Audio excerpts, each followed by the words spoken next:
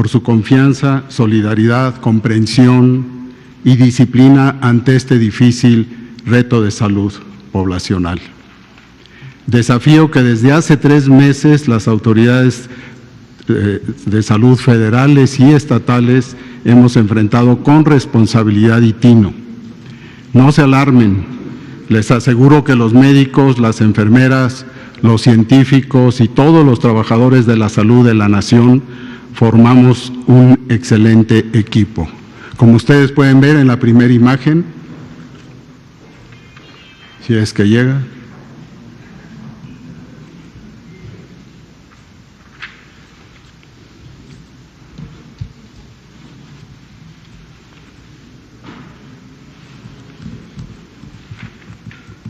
No, eso no es,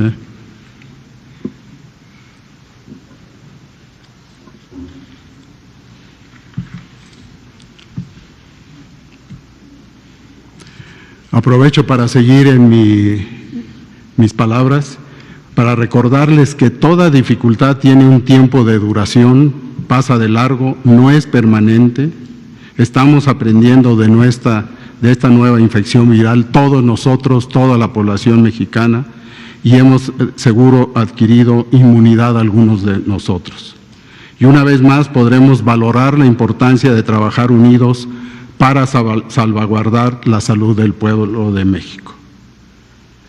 Vivamos este tiempo con confianza y superaremos juntos los retos que se nos presentan. Ustedes saben que contamos con un personal distribuido a lo largo de todo el país.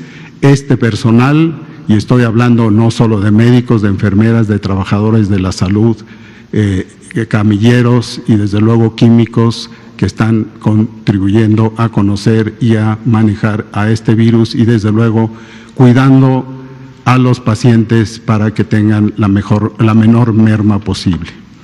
Tenemos distribuidos en el país tanto para el apoyo de la población con seguridad social como aquella que no la posee, para todos los mexicanos, una serie de avances que en algún momento los hemos puesto a su consideración, pero que hoy los actualizamos. ¿Ya? Por favor.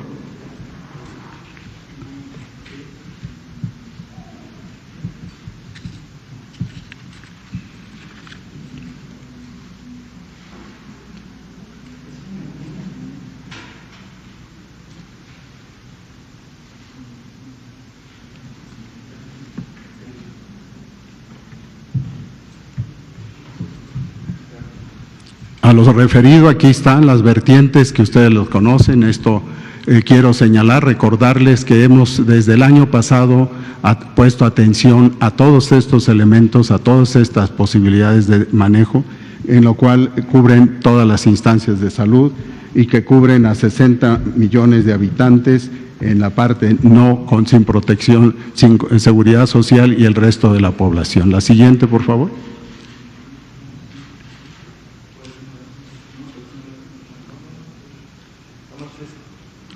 Bien, este es el preámbulo que quisiera que les traigo hoy y desde luego lo podemos ir haciendo más explícito en la medida de que tengan ustedes el interés. A continuación, le doy la palabra al doctor Hugo López-Gatell. ¿Sí? Por favor. Un gusto. Muy buenas noches. Yo les voy a compartir el informe técnico diario con la situación epidemiológica del coronavirus en el mundo y en México.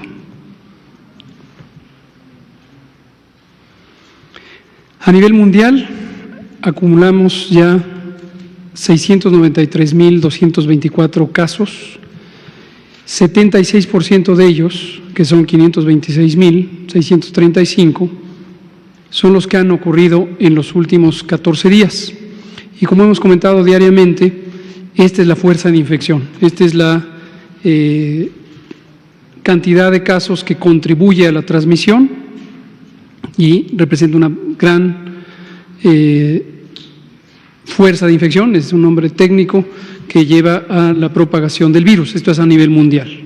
La letalidad, que es la proporción de personas que tienen enfermedad y que han muerto, ha aumentado ligeramente a lo largo de las últimas semanas, y esto también, como hemos explicado, es en proporción a la capacidad de resolución de los sistemas de salud de los distintos países del mundo.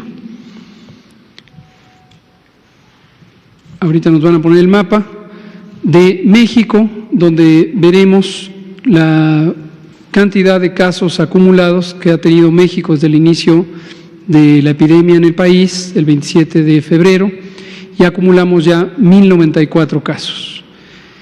Y de estos 1.094 casos, desafortunadamente han resultado en 28 defunciones. Lo pondrán ahora.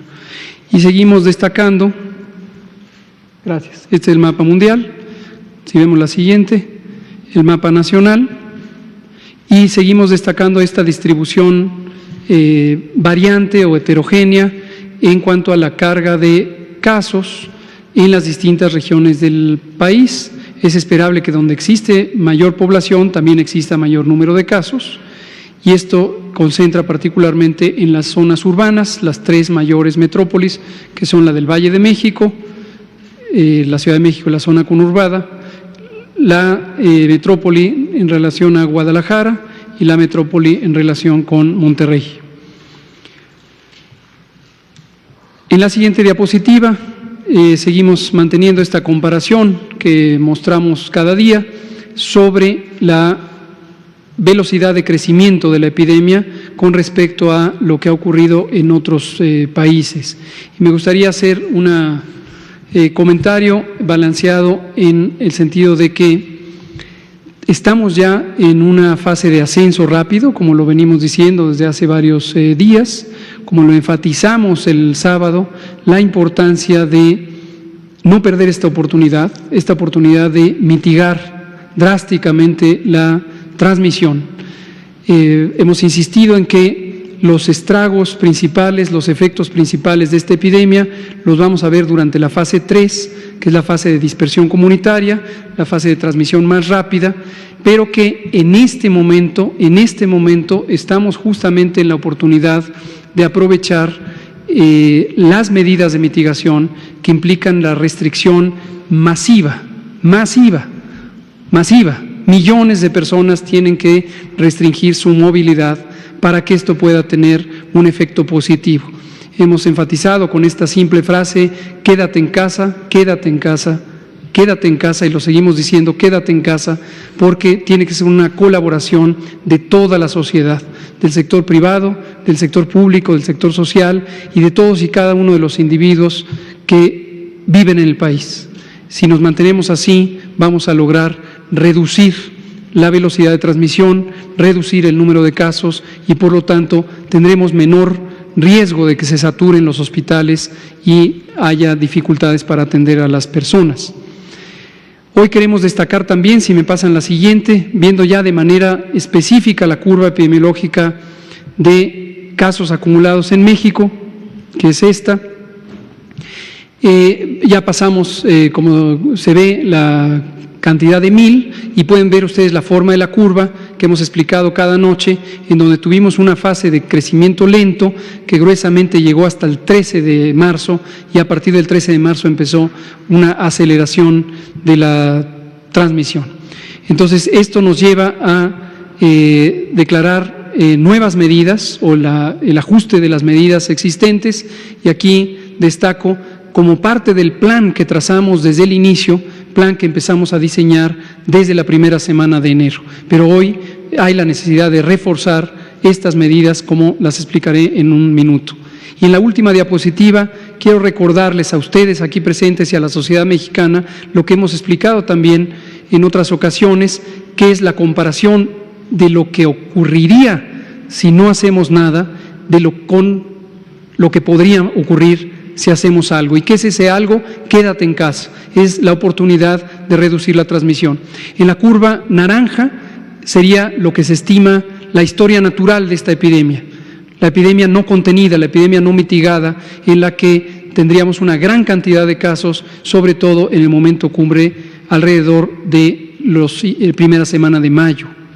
En cambio, si tenemos estas medidas enérgicas y todos los miembros de la sociedad contribuimos a ellas, vamos a tener una curva epidémica más lenta, de propagación más lenta, con menos casos, y vamos a ganar un poco de tiempo llevando la curva hacia el mes de junio. Finalmente, quiero relatar las medidas o el ajuste en las medidas que hoy aprobó el Consejo de Salubridad General. Si me pasan la siguiente, donde están las medidas, por favor, para que las vean. Esto va a salir publicado, desde luego, como un acuerdo del Consejo de Salubridad General, que en su sesión permanente hoy resolvió. Estas son las medidas que ha propuesto la Secretaría de Salud y que ha adoptado el Consejo de Salubridad General como medidas de seguridad sanitaria. La primera medida que ratifica la ya publicada es se ordena la suspensión inmediata desde el 30 de marzo, hoy, y hasta el 30 de abril. Se extiende el periodo. Hasta el 30 de abril, de actividades no esenciales en los sectores público, privado y social, es decir, todo, con la finalidad de mitigar la dispersión y transmisión del virus SARS-CoV-2 en la comunidad para disminuir carga de enfermedad, complicaciones y muerte por COVID en la población que reside en el territorio nacional. Ahora, ¿qué actividades no paran? Aquellas que son esenciales. Y definimos las 5 grupos de actividades esenciales. Las primeras son las que de manera directa son necesarias para atender la emergencia sanitaria. Esta emergencia sanitaria requiere actividades laborales en la rama médica, paramédica, administrativa y apoyo del sector salud, tanto en el campo público como en el campo privado. También las involucradas en la seguridad pública, la protección ciudadana, la defensa de la integridad y la soberanía nacional, la procuración e impartición de justicia, así como la actividad legislativa en los niveles federal y estatal. El grupo C es los sectores que se consideran esenciales para el funcionamiento fundamental de la economía. No enunciaré en este momento ningún detalle, saldrá publicado, pero es una lista muy específica de cuáles son las actividades consideradas como esenciales para el funcionamiento de la economía. El inciso D, la operación de los programas sociales del gobierno. Esto lo aclaro, es muy importante que continúe la operación de los programas sociales del gobierno. Entonces, las oficinas públicas harán una reducción inmediata de las actividades administrativas accesorias, pero la operación no para. E inciso C, la conservación y mantenimiento de la infraestructura crítica que asegura la producción y distribución de servicios indispensables, agua, energía, drenaje, saneamiento básico, etcétera. La medida 2 es la siguiente: en todos los sectores y actividades que han sido definidos como esenciales y por lo tanto que no paran, se deberá aplicar de manera obligatoria las siguientes acciones: no realizar reuniones o congregaciones de más de 50 personas, más de 50, se reduce el límite. Además del lavado frecuente de manos, estornudar y toser aplicando la etiqueta respiratoria, el saludo a distancia y todas las demás medidas de sana distancia vigentes y emitidas por la Secretaría de la Salud en lo que hemos llamado la Jornada Nacional de Sana Distancia, que naturalmente se extiende ahora hasta el 30 de abril. La medida 3 es que se exhorta a toda la población residente en territorio mexicano, incluida la que arriba al territorio mexicano procedente del extranjero, y que no participe en actividades esenciales, a cumplir el resguardo domiciliario corresponsable en las mismas fechas, desde hoy 30 de marzo y hasta el 30 de abril de 2020. ¿Qué se entiende como resguardo domiciliario? A la limitación voluntaria de movilidad, permaneciendo en el domicilio el mayor tiempo posible. La medida 4 es que el resguardo domiciliario corresponsable se aplica de manera estricta a toda persona mayor de 60 años y hemos reducido el umbral también con respecto a la medida previamente publicada. O bien personas con diagnóstico de hipertensión arterial, diabetes, enfermedad cardíaca o pulmonar, inmunosupresión, ya sea adquirida o provocada, en estado de embarazo o puerperio inmediato, independientemente de que su actividad laboral se considere esencial. Es decir, para las actividades esenciales se necesita personal, pero si el personal está en una de estas categorías, tanto en sector público, privado o social, estas personas no deberán ir a trabajar y deberán ser reemplazadas por personas con fuera de estas categorías. Y una aclaración importante es que el personal esencial de interés público, esto incluye a los funcionarios de gobierno de todos los niveles, podrá de manera voluntaria presentarse a laborar, pero solo aquel que se considera esencial de interés público. Medida 5. Una vez terminada la suspensión de actividades no esenciales y el resguardo domiciliario corresponsable, es decir, después del 30 de abril, la Secretaría de Salud, en acuerdo con la Secretaría de Economía y la Secretaría del Trabajo, emitirá lineamientos para el regreso escalonado y regionalizado a las actividades laborales, económicas y sociales en toda la población de México. Penúltima, la medida 6, se deberán postergar hasta nuevo aviso todos los censos y encuestas a realizarse en territorio nacional que involucren la movilización de personas y la interacción física, cara a cara, entre las mismas. Medida 7. Todas las medidas deberán aplicarse con estricto respeto y apego a los derechos humanos. Gracias. Muchas gracias, Hugo. A continuación, le pido al almirante Ojeda, con todo respeto, que nos presente el plan Marina que se tiene para el combate a COVID-19. Por favor. Muy buenas tardes. La Secretaría de Marina Armada de México se suma a este esfuerzo del Gobierno federal para enfrentar esta pandemia que hoy en día se nos presentó en el país. Como pueden ver en la primera diapositiva, de las estrellas rojas, que son 8, son los centros, son hospitales en diferentes partes de los puertos, donde se pueden recibir pacientes en estado crítico. Significa que esos hospitales tienen cuartos de terapia intensiva, tienen ventiladores como para darles sustento y para darles el apoyo médico a quien se nos indique que van a ir a parar ahí. Y en los círculos son centros que le llamamos nosotros de aislamiento voluntario. Tenemos 7 aquí en el interior, aquí en la Ciudad de México y en el Estado de México, y 3 fuera en los litorales, en los puertos. Podemos atender en esos centros alrededor de 4,043 elementos, varían más, menos, pero esa es la cantidad. Igualmente tenemos la capacidad para darle, como les decía, a los de estado crítico, son 79. La que sigue, por favor. En la siguiente diapositiva lo que podemos ver ya es a detalle dónde están ubicados esos hospitales y la capacidad que tienen para recibir a los enfermos por el lado donde está las estrellas rojas, los que son de estado crítico, y por el círculo azul, el alojamiento voluntario. La que sigue, por favor.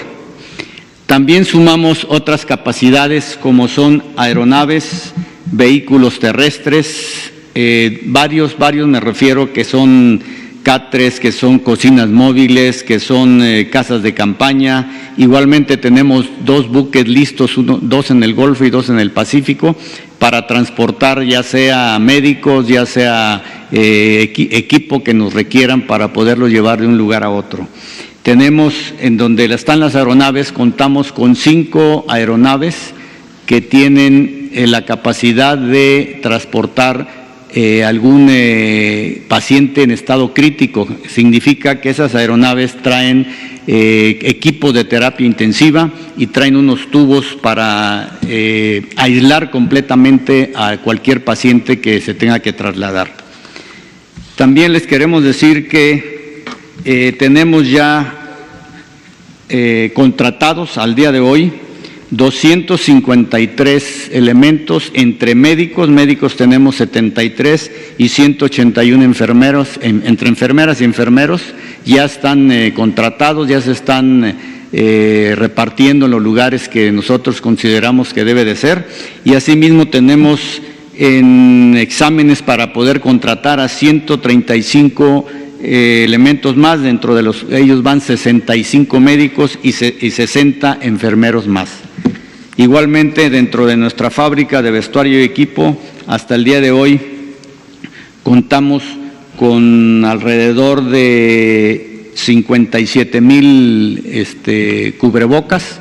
Igualmente equipo que requieren los hospitales, tanto para nuestros hospitales como para hospitales que el sector salud nos diga que los podamos apoyar, se los podemos enviar. Y por último les quiero decir que este plan, pues desde luego que va a entrar en operación cuando la Secretaría de Salud nos los indique. Muchas gracias. Muchas gracias, almirante. A continuación, el secretario de la Defensa Nacional, el general Sandoval, hará lo propio con el plan SEDENA. Por favor. Por parte de la Secretaría de la Defensa Nacional, el plan de N3E de auxilio a la población que se está poniendo en ejecución desde la semana pasada, desde que estuvimos aquí presentándolo, al igual que el plan Marina, bueno, tiene como objetivo pues, apoyar a la estructura de salud del Estado mexicano en esta contingencia. Nos proporcionaron los recursos para poder hacer las adquisiciones y aplicar el plan de N3 en lo que nos corresponde. Por favor, la siguiente diapositiva. Ya se hizo el contrato de 1,330 ventiladores que vamos a requerir para utilizarlos en nuestros hospitales, en las unidades operativas que estamos convirtiendo en instalaciones hospitalarias, en los hospitales que nos fueron asignados, que son de INSABI, que los vamos a operar nosotros. La que sigue, por favor. También se hizo la adquisición de insumos médicos. Ya también se cerraron los contratos. La que sigue, adelante. También equipo de protección personal, de medicamentos, de servicio de laboratorio para atención de emergencias, también se hicieron los contratos. La que sigue, por favor. La contratación del servicio de oxígeno medicinal para estas instalaciones que lo requieran, y también la contratación del servicio de manejo de residuos peligrosos. Esta parte ya todos los contratos fueron cerrados, los que nos faltaban el día de hoy, para ser entregados algunos insumos de manera inmediata y otros a partir de 4 semanas. La que sigue, por favor. Instalaciones hospitalarias. En las instalaciones se designó personal militar y médico responsable para administrar y dirigir tanto las instalaciones militares como las del INSABI. Tenemos 13 hospitales de zona y 31 unidades operativas, haciendo un total de 44 que van a estar destinadas a terapia intensiva, así también como los hospitales de la Secretaría de Salud, los 16 que nos fueron asignados y que hacen un total de 1,330 camas para terapia intensiva. Y adicional tenemos 51 unidades operativas que los dormitorios del personal que está asignado a estas unidades los vamos a tomar para poderlos reconvertir en instalaciones hospitalarias. La que sigue, por favor. De esos 16 hospitales que nos asignaron, ya se fueron a revisar, ya tenemos las necesidades que requiere el hospital para poder operar. Hay algunos que les faltan servicios, principalmente los gases medicinales, algunos la cuestión de la luz, cosas que vamos a poder resolver en unos 10 días a más tardar para que queden todos operativos. También nos dieron otros. La que sigue, por favor. La que sigue. La que sigue, por favor.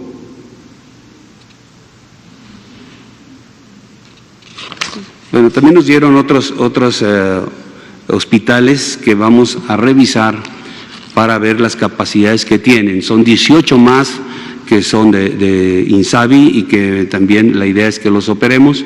Esos apenas vamos a sacar a los equipos de revisión el día de mañana para que podamos determinar cuáles podemos operar. También aquí tenemos, la que sigue, por favor, adelante. Esos son los 18. Lo que ustedes ven aquí en esta lámina es el hospital de zona de Temamatla, Estado de México. Es nuestro hospital, que es una de las instalaciones que vamos a reconvertir para atender personas con el COVID-19. Entonces, también la que sigue, por favor, es otra es una unidad regional de atención y gestación ahí en Huichapan, que son de las instalaciones que ya nos asignó el INSABI y que estamos revisando para poder adecuarlas. La que sigue, por favor. Ese es un dormitorio, como les decía, que se va a convertir en instalación hospitalaria. La que sigue, por favor. En contrataciones, la necesidad es de 3.651 especialistas de la salud, llevamos hasta el momento 606 en total. Estos 3.651 se sumarán a los 17,000 hombres y mujeres que tenemos dentro del Ejército y Fuerza Aérea con la especialidad en el ámbito de la salud. La que sigue, por favor. También el SAT, toda el área de aduanas, por instrucción presidencial, se verificaron que pudiéramos utilizar para la atención de esta contingencia y bueno, se encontraron algunos artículos, desde artículos médicos, tela para generar o para producir cubrebocas, batas quirúrgicas, material que vamos a necesitar en todos los hospitales. Del equipo médico, la que sigue, por favor. Ahí ven ustedes el equipo, agujas, overoles que hemos recibido del SAT. También ya iniciamos el adiestramiento del personal de dentistas, de nuestros dentistas y de personal de soldados que tienen algún conocimiento sobre este ámbito de la salud para que en un adiestramiento de 8 horas le demos la capacitación para que nos puedan apoyar en las instalaciones que vamos a reconvertir. También el día de hoy se inició una visita al Centro Nacional de Contingencias que está allá en Constituyentes. Van a estar viniendo los comandantes de zona militar y los secretarios de salud de los estados para que vean todo el funcionamiento del centro y pueda uno estar en contacto y manejando la misma información o los datos que requerimos para poder apoyar o para poder tomar una acción. Adicionalmente, y con esto concluyo, estamos dando seguridad a 38 almacenes del IMSS en todo el país con 1.178 hombres. También se están aplicando medidas sanitarias en 5 aeropuertos, en Tijuana, Guadalajara, Ciudad de México, Apodaca y Cancún. Y también se está integrando a las rutas militar de abastecimientos, lo que son las rutas que vamos a necesitar para insumos médicos en toda la República. Gracias. Muchas gracias, general Sandoval. A continuación, el canciller Marcelo Luis Ebrard Casaubon, secretario de Relaciones Exteriores, dará lectura al decreto presidencial de declaratoria como causa de emergencia a la epidemia de enfermedad por el virus SARS-CoV-2, COVID-19. Señor, por favor. Gracias, señor secretario. Con su permiso, ministra Olga Sánchez Cordero, secretaria de Gobernación, señor secretario de la Defensa Nacional, señor secretario de la Marina Armada de México, señor subsecretario doctor López-Gatell, señor secretario de Salud, el doctor Alcocer, señoras y señores. Como es de su conocimiento, el día de hoy sostuvo sesión plenaria con presencia del jefe del Estado mexicano, presidente de la República, el licenciado Andrés Manuel López Obrador, el Consejo de Salubridad General, y emitió el siguiente documento. El Consejo de Salubridad General, con fundamento en la Constitución Política de los Estados Unidos Mexicanos, la Ley General de Salud, el Reglamento Interior del Consejo de Salubridad General y considerando que en términos de lo dispuesto en los artículos 73, fracción 16ª, base primera de la Constitución Política de los Estados Unidos Mexicanos y cuarto, fracción segundo de la Ley General de Salud, el Consejo de Salubridad General tiene el carácter de autoridad sanitaria y sus disposiciones generales son obligatorias para las autoridades administrativas del país. Que dada la situación que guarda la epidemia de enfermedad por el virus COVID-19 en el país, se han dictado diversas medidas por el Gobierno federal, incluidas las contenidas en el acuerdo por el que este Consejo reconoció a dicha enfermedad como grave de atención prioritaria, así como en el decreto por el que se declaran acciones extraordinarias en las regiones afectadas de todo el territorio nacional en materia de salubridad general para combatir la enfermedad grave de atención prioritaria generada por el virus COVID-19, publicado el 27 de marzo de 2020 en el Diario Oficial de la Federación. Que la Secretaría de Salud en las últimas horas ha señalado que el número de casos ha ido en aumento, por lo que ha recomendado que los habitantes del país permanezcan en sus casas para contener la enfermedad causada por el COVID-19 y que en virtud de lo anterior, este Consejo de Salubridad General, en uso de sus facultades y funciones previstas en el artículo 9, fracción 17ª de su reglamento interior, ha determinado la pertinencia de declarar como emergencia sanitaria por causa de fuerza mayor a la epidemia de enfermedad generada por el virus COVID-19, por lo que, con el afán de proteger la salud de los mexicanos, acordó expedir el siguiente acuerdo, por el que se declara como emergencia sanitaria por causa de fuerza mayor a la epidemia de enfermedad generada por el virus SARS-CoV-2 COVID-19. Primero, se declara como emergencia sanitaria por causa de fuerza mayor a la epidemia de enfermedad generada por el virus SARS-CoV-2 COVID-19. Segundo, la Secretaría de Salud determinará todas las acciones que resulten necesarias para atender la emergencia prevista en el artículo anterior. Transitorio, único. El presente acuerdo entrará en vigor el día de su publicación en el Diario Oficial de la Federación y estará vigente hasta el 30 de abril de 2020. Las medidas dictadas por la Secretaría de Salud son las que ya leyó el doctor López-Gatell, por eso no las reitero. Informo que el Consejo de Salubridad solicitó también en la sesión de hoy a las diferentes dependencias del Gobierno federal y a los 3 niveles de gobierno en el ámbito de sus respectivas competencias a brindar el apoyo para el buen éxito de esta declaración, tomando las medidas que a continuación se enlistan. Primero, a la Secretaría de Gobernación mantener la comunicación y vínculo constante con los poderes de la Unión y con los gobiernos de las entidades federativas, así como las representaciones de la sociedad civil y en conjunto con la Coordinación General de Comunicación Social y Vocería de la Presidencia de la República, los medios de comunicación para promover el cumplimiento de las medidas descritas en la declaratoria de emergencia. Asimismo, el Instituto Nacional de Migración deberá tomar las previsiones sanitarias necesarias en puertos, aeropuertos y puntos terrestres de ingreso al territorio nacional para cumplir lo dispuesto en la declaratoria de emergencia sanitaria.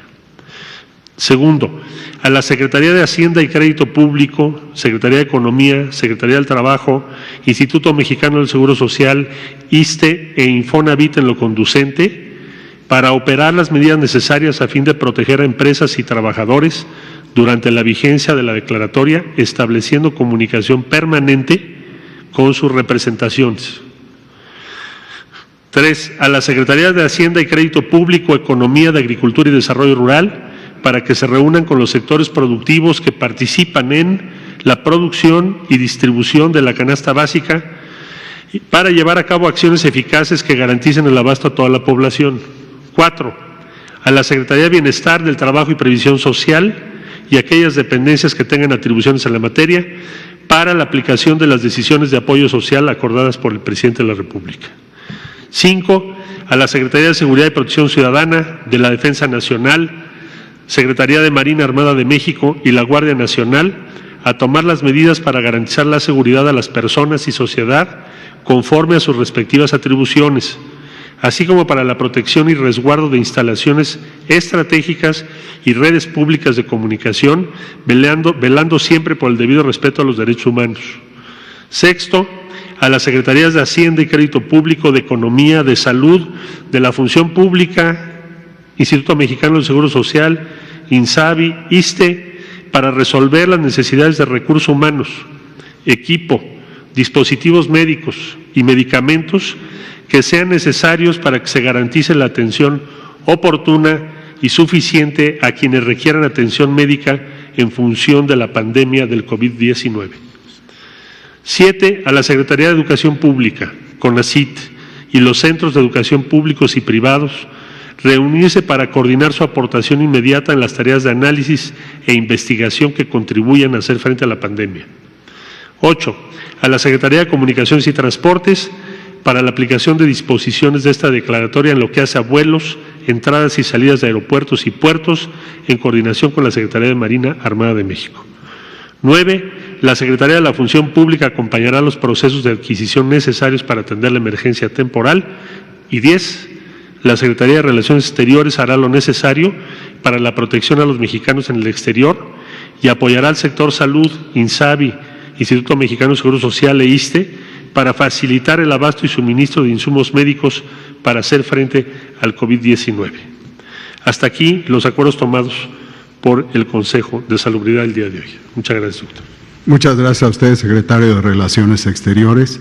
A continuación vamos a abrir a preguntas y preguntas en particular, y lo va a conducir el vocero de la Secretaría, el doctor Hugo López-Gatell. Por favor. Muchas gracias. Vamos a empezar acá por y sobre eso muchas. Empecemos aquí por Natalia Vitela, Blanca Valadez y las compañeras de aquí hasta Araceli. 4.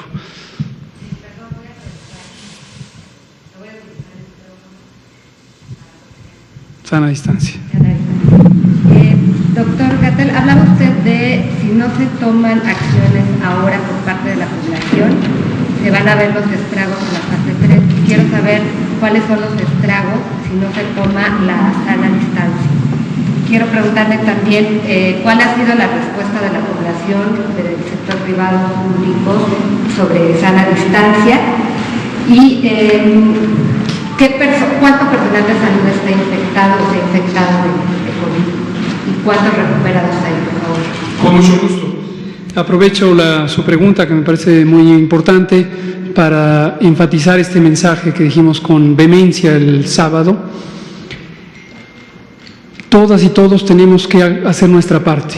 Todas y todos, al mantenernos en nuestra casa, resguardados del espacio público, contribuimos a protegernos a nosotros mismos y a proteger a todas y todos, a la sociedad en su conjunto. El mecanismo es muy claro, pero no necesariamente todo el mundo lo percibe. Esta enfermedad se transmite, como hemos dicho muchas veces, por la vía respiratoria, y esta vía respiratoria puede ser el contacto indirecto a través de las manos, por ejemplo, que se contaminan con las secreciones respiratorias llenas de virus. Damos la mano o saludamos de beso o simplemente estamos a menos de 1,5 metros de distancia. Esto, si ocurre en 1, 2, 3, 5 personas, puede ocasionar un pequeño brote. Pero si estamos masivamente en el espacio público, entonces empieza la transmisión y los contagios de hoy se van a manifestar en 14 días. Los contagios dentro de 14 días se van a manifestar dentro de 1 mes. Y eso es lo que hace que cuando llegue uno a la fase 3, con este crecimiento acelerado que tenemos ahorita de la epidemia, podemos llegar con una gran carga de enfermedad. El peligro mayor es que esto supere la capacidad instalada, reconvertida, expandida y reforzada que ya tenemos en el sector salud. Y destaco esos 4 elementos, porque es la capacidad básica, la capacidad existente, después la reconversión hospitalaria que hemos hecho, los planes de expansión física de los hospitales y también el reforzamiento que tenemos con el plan Marina y el plan DN3. Pero ninguna sistema de salud, por amplio que sea o por modificado que sea, podría aguantar la posibilidad de recibir a todas y todas las personas enfermas si esas personas llegan por decenas de miles. Entonces, hoy es el momento de actuar. Les doy un dato de optimismo. Creo que también hay que valorar los elementos, las señales positivas. En la Ciudad de México existe un sistema de monitoreo de la movilidad urbana en plazas públicas, en pasos peatonales, en cruces, en vías primarias. Y vemos ya en los últimos 4 días una reducción de 60% de la movilidad. Eso es muy positivo, Por cierto, agradezco a la doctora Sheinbaum, jefa de gobierno de la Ciudad de México, que nos ha compartido esta información.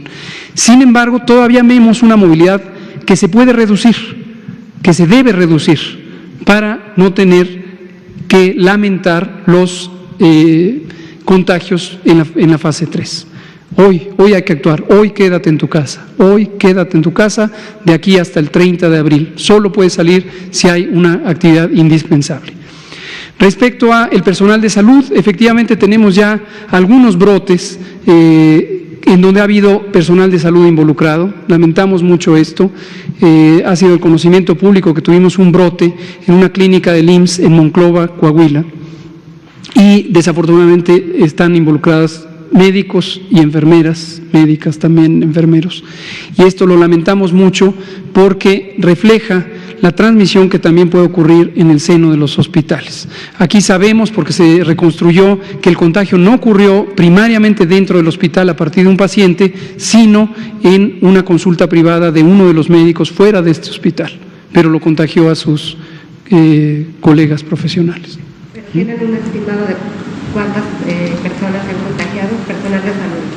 Lo hemos tenido en algunos brotes como este que estoy relatando y seguramente lo seguiremos viendo de esta manera, como estos brotes que pudieran ocurrir en unidades de salud. Blanca Valadez, colega Araceli. Luego nos vamos a la siguiente fila. Buenas tardes a todos.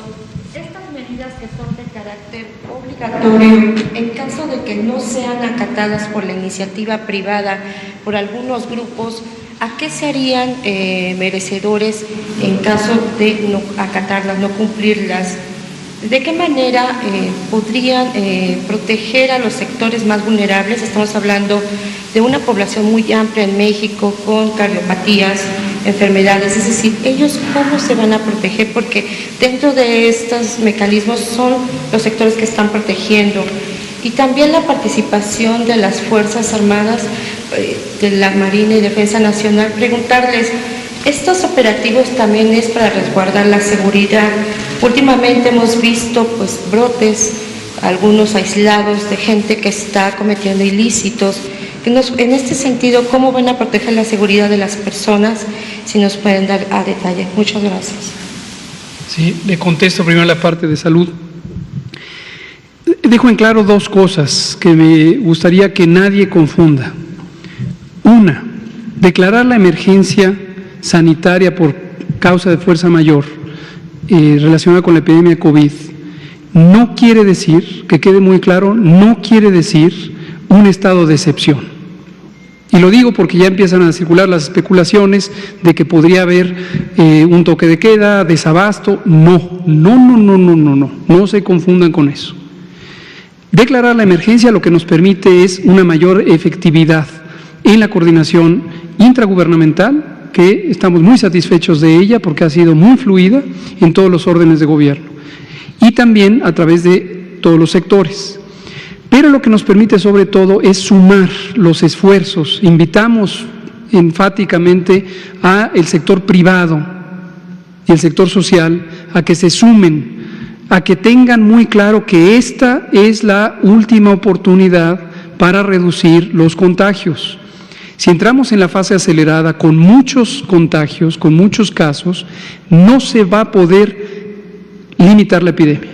Que quede muy claro, no queremos vivir el escenario que viven desafortunadamente otros países que no redujeron el número de casos al inicio del periodo de transmisión acelerada. Entonces, este es el momento.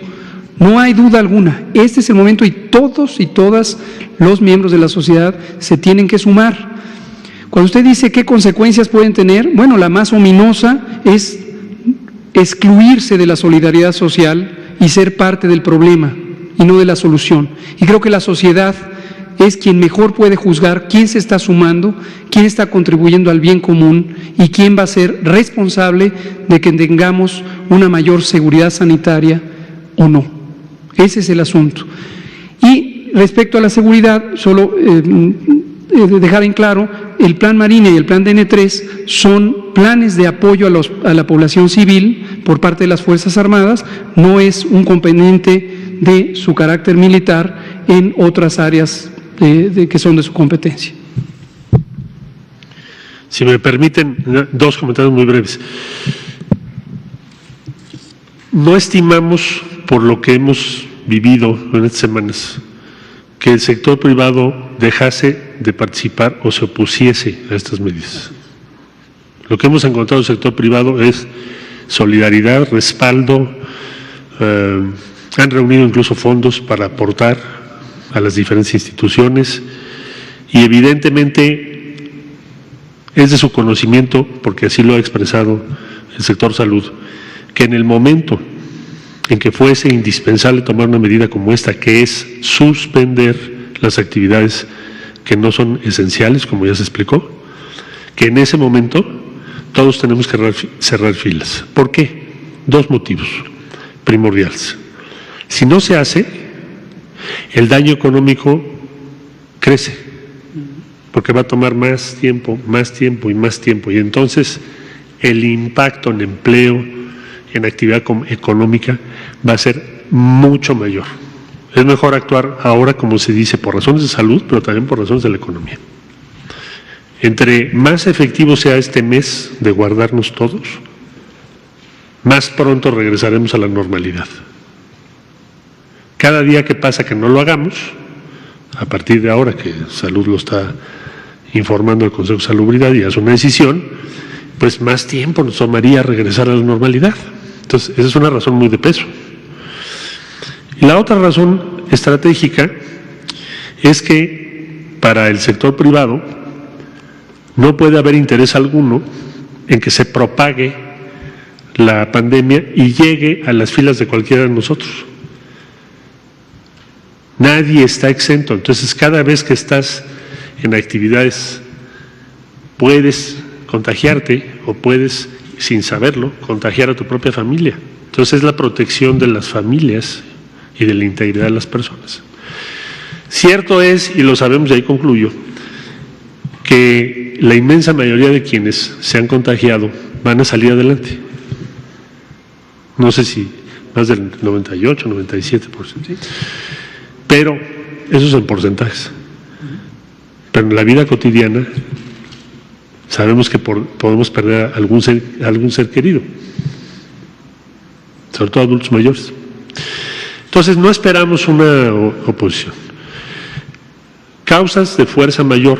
Estamos también, y mañana, Secretaría de Hacienda, Economía, pero también la Secretaría del Trabajo, la protección de los trabajadores, porque no se les puede privar de su salario este mes, de acuerdo a la ley. ¿Qué sucedería con quien se oponga o abra o diga a mí no me importa? Bueno, pues habrá desde sanciones administrativas, que te pongan una multa, una clausura, hasta inclusive, si se demuestra que por razón de que tú hiciste eso, alguien se contagió, pues puedes tener hasta responsabilidades penales. ¿Hacer este tipo de sanciones a las empresas? Son diferentes. Unas son a las razones sociales y otras son a las personas físicas que hagan las cosas, porque depende de qué estemos hablando. Pero yo diría que en general, quien se oponga en cuanto a sí seguir sus actividades, a pesar de que está impedido, pues se hace acreedor a sanciones administrativas que van desde que te clausuren el lugar, te pongan una multa, y lo más grave, que te impongan una sanción de corte penal para un caso muy extremo. Entonces, estamos apelando, y México lo ha demostrado muchas veces, a la conciencia social que tenemos. Esto es un proceso que estamos viviendo, yo lo haría equivalente al sismo que tuvimos en 85, a otras grandes tragedias que hemos pasado, y hemos salido avante, y vamos a salir avante porque se está actuando a tiempo y con contundencia. ¿Qué pedimos? ¿Qué se solicita? ¿Qué se propone? Pues depende de cada uno de nosotros cómo nos va a ir. Ya están los hospitales, ya está el DN3, ya están los sistemas, ya se informó, los medicamentos, los equipos, pero ya depende más de lo que hagamos cada uno de nosotros. Gracias. Queda tiempo solo para 2 últimas preguntas. Vamos a dar a las 2 compañeras que están aquí al frente.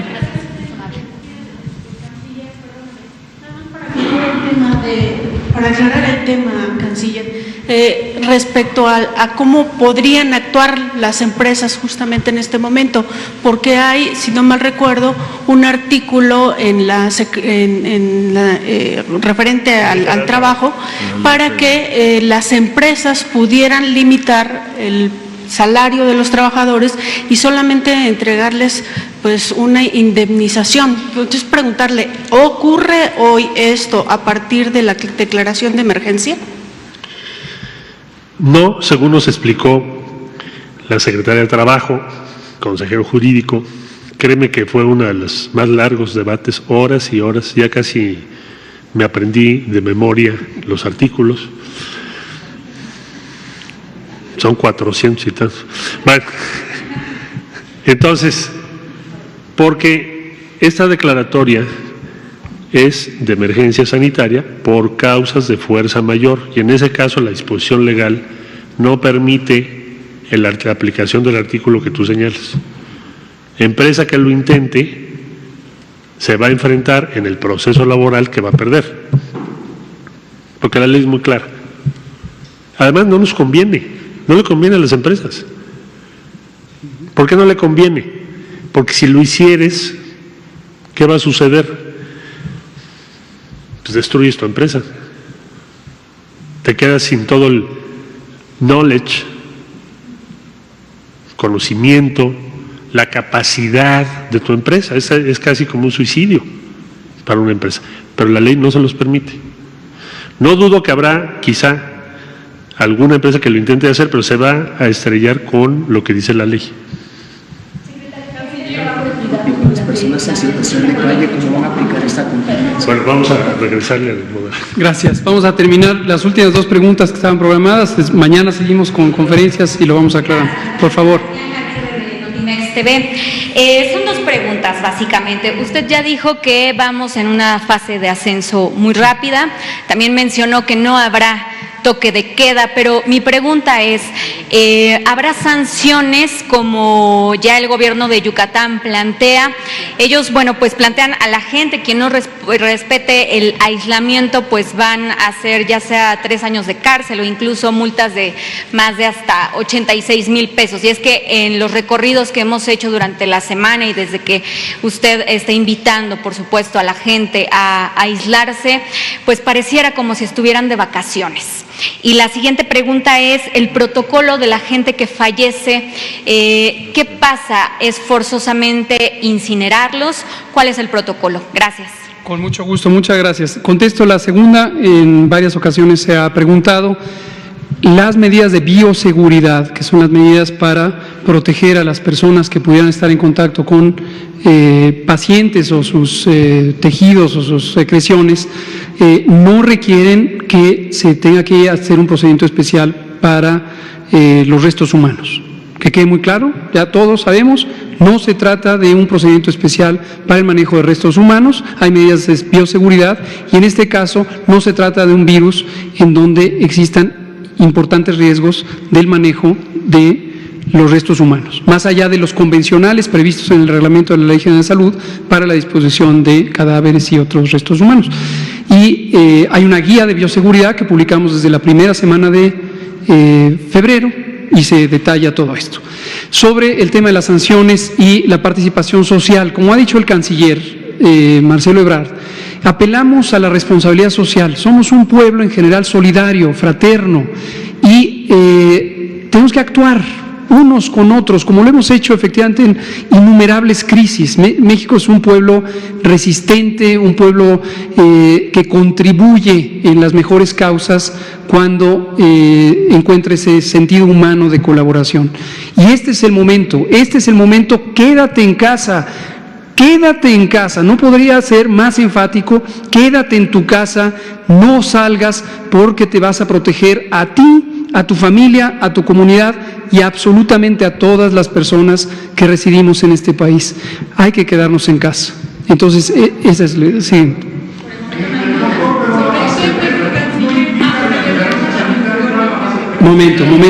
Momento. No se confundan. Hay que actuar ahorita en esta fase 2 para evitar que la fase 3 sea muy intensa. No quieran esperar a la fase 3, hay que actuar ya, hoy, del 30 de marzo al 30 de abril, quédate en tu casa. Vamos a dar lugar a la última pregunta y aquí terminamos.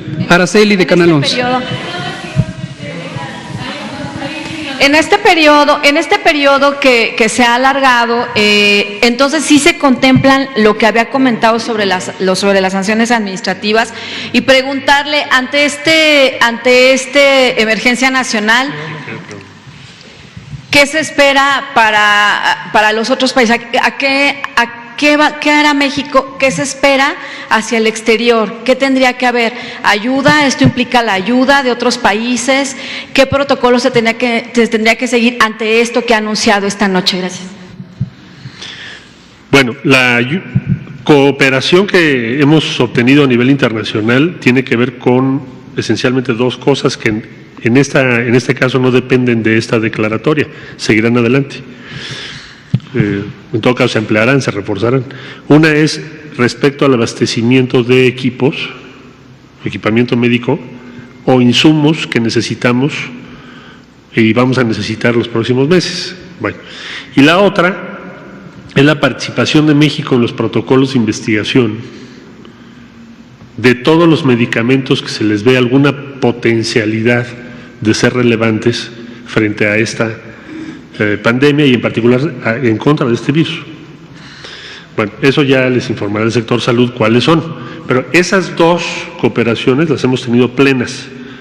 Sobre esto segundo es estratégico porque no nos podemos esperar a que otros hagan por nosotros lo que nosotros tenemos que hacer por nosotros mismos, que es tratar de ubicar lo más pronto que podamos cómo mitigar o hacerle frente a los efectos de este virus. Entonces, eso ya se informará en otra ocasión. Yo pienso que esta declaratoria lo que hace es facilitar el respaldo internacional a México, porque se ve la consistencia y la seriedad de las medidas que México está tomando. Perdón, ¿no ya de la Guardia Nacional, del Ejército? No, quisiera yo sobre eso hacer un comentario. No hay ninguna disposición en esta declaratoria que signifique algo que se aproxime a un toque de queda. El gobierno de la República no cree en eso. La Guardia Nacional tiene un despliegue en el territorio, continuará haciendo su trabajo y ahora se le encomienda a la Secretaría de la Defensa Nacional, la Secretaría de Marina, los planes que hoy han referido y las funciones constitucionales y legales que tienen, resguardar las instalaciones estratégicas, resguardar las vías de comunicación, proteger a la sociedad. Eso es su función y es lo que está previsto que se haga.